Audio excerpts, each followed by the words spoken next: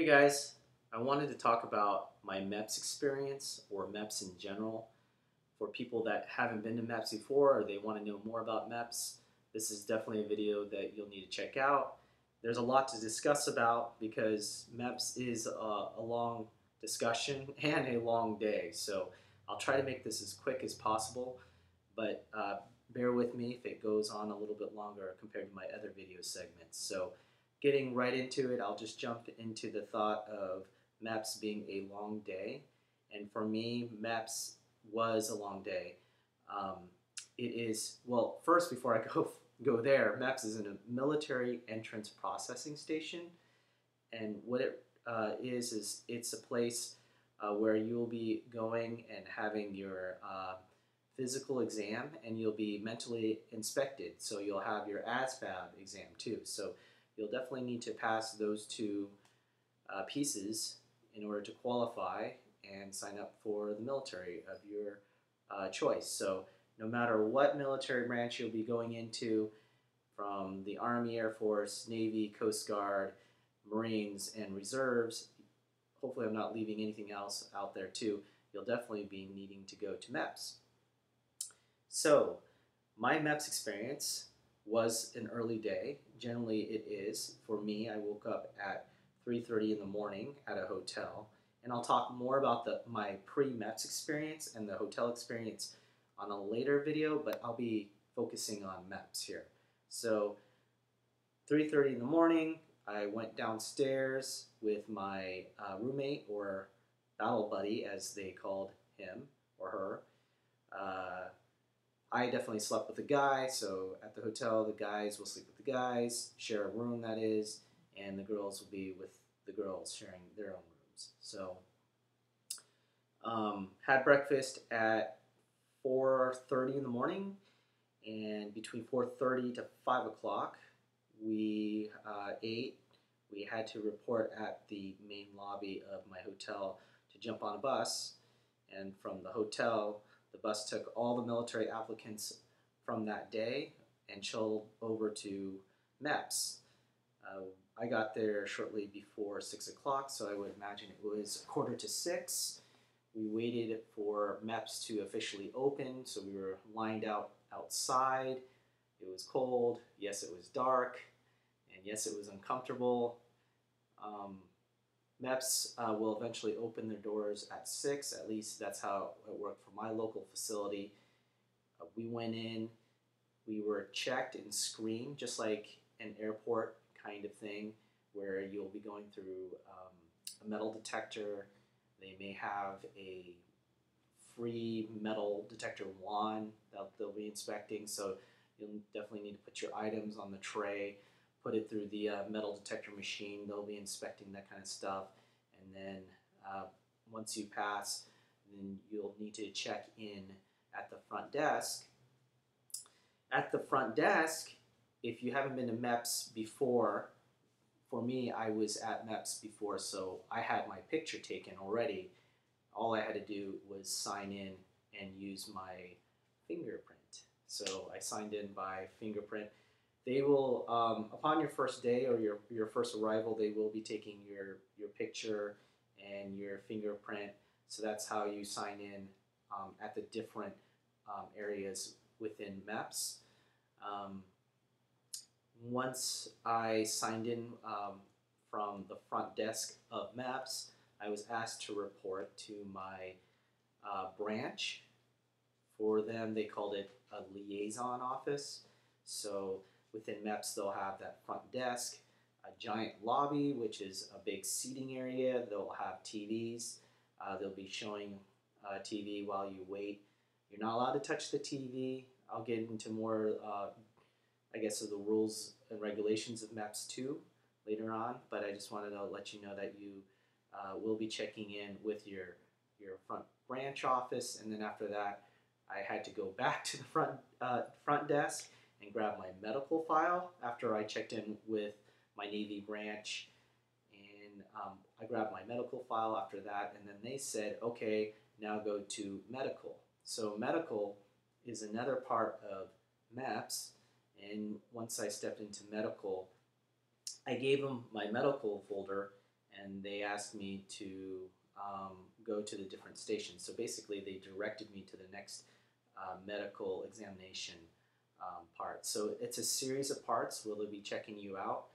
Um, they check your eyes, making sure that you're not colorblind, and all the normal eye depth perception kind of tests. Um, After that, I had my ears checked. I put on some headphones. I had a clicker that they supplied you, and I was clicking to the test with a series of tones where they blast into the headphones. There'll be high, middle, low, very, very low test. So basically, you're just clicking along. That's how that test works. After that, I had my blood drawn. So they'll take your blood and they'll be testing for different stuff from your blood, and then once they grab that vial from you, I guess they'll ship that off and test it at another facility. You'll be taking a drug test, which is a urination or a urine test, basically peeing in the bottle, and it is, yes, it is an uncomfortable experience. If you haven't heard by now, taking that test, they will be behind you, so the guys will go into the guys' bathroom and the girls will go in their rooms, and there'll be a checker making sure that you're not cheating on your urine test. I guess in the past they've caught people, so they're really strict about those kind of things. You'll be signing a piece of paper stating that yes, this is my urine, and yes, this is I peed in this, and no one else touched it, that kind of thing. So you'll be signing a form, and then also putting a sticker over your vial that they give you to pee in, and then they take your urine. It's kind of awkward. Once that was over, I was instructed to go into a classroom. So I waited for a little bit until everyone else filled the classroom, and that classroom was the setting basically for instructing all MEPs guests, I guess you can say, or military applicants, letting us know what the rules and regulations of MEPs. They just covered what we'll be covering that day, what is expected, emergencies, and then also emergencies, excuse me, as where to leave the building, that kind of stuff. And then we also filled out additional medical papers regarding our own stuff. So I guess that speeds up the process for MEPS. So I had several papers. Basically, I had to write down more of my personal information, such as my name, my birth date, where do I live, any other questions that they have regarding for you. So we'll be filling that out, or you should be filling that out together. So you're writing down the stuff on an individual basis, and if anything comes up, you just raise your hand, and then they will answer your questions. Within that classroom, I also had my blood pressure taken, also a breathalyzer test, so make sure that you're not drinking before or partying, for those who do that kind of stuff. And if you're 21, it's not advisable to be drinking. I don't know why you'd be drinking the night before or a couple nights before. You definitely want to make sure that you're clean. They take that stuff pretty seriously, so don't do that if you want to pass the test.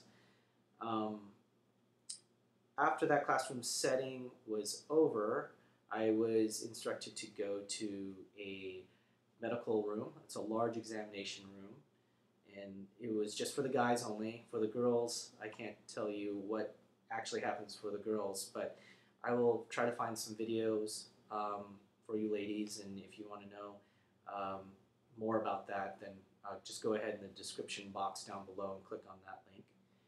For the guys, we're definitely required to wear underwear. I know the women have to do that too. You gotta wear appropriate underwear. No one wants to see your junk. So if you're going into MEPS without any underwear, they'll definitely send you home. My screensaver went black, so hold on just a second. we go. And basically, we were asked to do a whole bunch of series of body motor mechanics. So basically, we're doing these kind of things like this, or waving our arms like this, or standing on one foot, standing on the other foot, walking on the balls of our heels, walking on our tippy toes, walking forward, walking around the room. They just basically are checking out your joints and limbs, making sure that you're not hiding anything. If you had a prior injury or have something in your body that helped you heal, such as metal plates or screws, you definitely want to tell your recruiter first. It all depends on your individual medical record, but you definitely want to clear that with your recruiter first before going in there. They will be taking your height, and they'll be weighing you. They'll be also measuring your body fat too, if for those who may be overweight. You'll definitely need to make sure that you're in shape. If you're thinking that if you're overweight, if you have more questions about that, I would definitely look on Google or ask your recruiter what that's all about. Once that is over, you'll be seeing a doctor one-on-one in the private room outside of the medical room that I was just talking about. Oh, and by the way, the medical room stinks because, not in the way of smell, but it stinks because you have to strip down your boxers and do that. So that was really uncomfortable. It was really weird to be with a whole bunch of guys basically in your underwear doing those body motor mechanics. But yeah, so you're still in your underwear at this point. You go into the doctor's room and they look at your file, and they just check you out even closer. I'm not going to even talk about that because you know what a full physical is if you've already done a physical. After that, if you have passed your medical, then you go to the medical desk, and they either approve or not approve you. At that point, if they don't approve you, you may have to come back to MEPs. That's a drag. But hopefully they'll approve you the first time around, and from there you should be medically approved. And for the ASVAB portion, if you passed your ASVAB, which is the minimum requirement, whatever that is, for the Navy it's 50. I can't speak for the other branches, and it may change over time, but right now it's 50.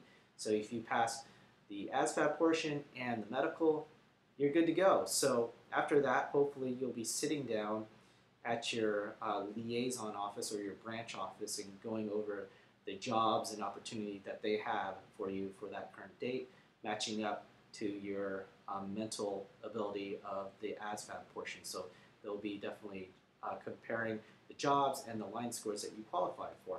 So basically, in a nutshell, that is MEPs. It is a long day. You'll be waiting in line, sitting down a lot. There are rules too. You can't sleep. You can't bring an MP3 player or an iPod or listen to any kind of music. You're not allowed to use your cell phones. The reason why is if they call your name, they want to make sure that you're listening and on alert at all times. You can bring a book if you want to do that, or you can talk to other people. But it is a long, tiring day. I started at 3 o'clock in the morning or 3:30 in the morning, and I didn't come home until 5 or 6 that afternoon. So it is a long day. So anticipate that. If you have any questions or comments, be sure to leave them down at the bottom. I'd like to hear from you. Don't forget to subscribe, like this video too, and talk to other people down below. I'm sure that you guys will be talking amongst yourselves, and I will try to answer your questions to my best ability as well. So until then, I hope that you got something from this video, and I'll talk to you guys soon.